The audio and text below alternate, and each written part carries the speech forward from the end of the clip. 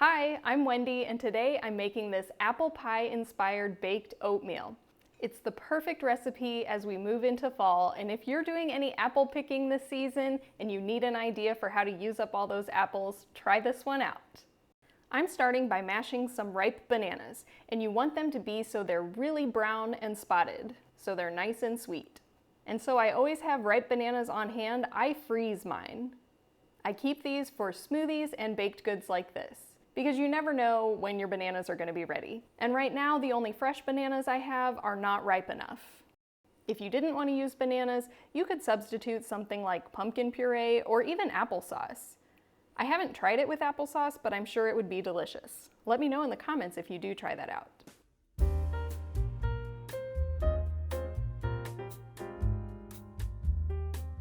And then I'll just add all of the other ingredients and mix everything together. It's that simple.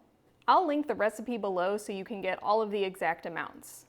I'm using steel cut oats for this recipe, and those are going right in with the mashed bananas. Next, I have date sugar, but once again, you could substitute another sweetener of your choice. And depending on how sweet you like it, you can adjust the amount to your taste. Then for flavor, I'm adding vanilla powder, cinnamon, and ground flaxseed.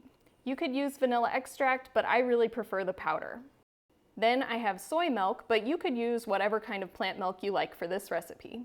Finally, I'm also adding some water. If you wanted, you could add more plant-based milk instead, but I like to do a combination of the two.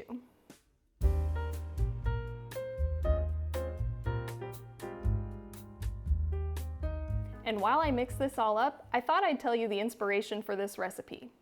I'm using steel-cut oats for this baked oatmeal, and that was inspired by a comment on my chocolate cherry baked oatmeal video. Someone asked if I had ever done that with steel-cut oats, which I had not.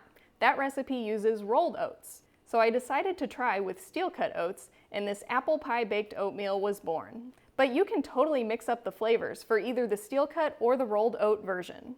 If you wanted the chocolate cherry flavor, but you wanted to use steel-cut oats, you would follow the recipe for this video and simply swap out the apples with cherries and add a little cocoa or carob powder.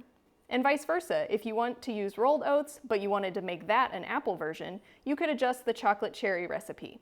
I'll link that one down below as well for your reference. And last but not least, I'm adding the apples. You can use whatever kind of apples you like. I'd recommend using whatever is your favorite apple for apple pie. Today I just have some Fuji apples, so I simply chopped those up into small pieces, and feel free to peel the skin, but I just left it on. And I'm adding this directly to a 9x13 glass casserole dish. It will stick just a little bit, but all you have to do is soak it in hot soapy water and give it a little scrub to clean it off. But if you don't want to use as much elbow grease, go ahead and add parchment paper first, or use a silicone casserole pan. I'm baking this at 375 degrees Fahrenheit for about an hour. You can adjust the time based on what kind of texture you want. I'm baking it until it dries out enough that this turns into a cake-like bar. But you could bake it a shorter time and maybe add more liquid if needed to give it a more oatmeal porridge texture. It just depends on what you want. I wish you could smell it in here. The cinnamon, vanilla, and apple baking is so divine. I let this cool for a little bit before scooping out a couple of pieces. The longer you let it sit, the easier it'll be to get your pieces out. And as you can see, it comes out pretty clean. Like I said before, there is a little bit, especially around the edges, that'll get baked on. If you don't want to deal with cleaning that, go ahead and use parchment paper. This baked oatmeal is perfect for breakfast or a snack.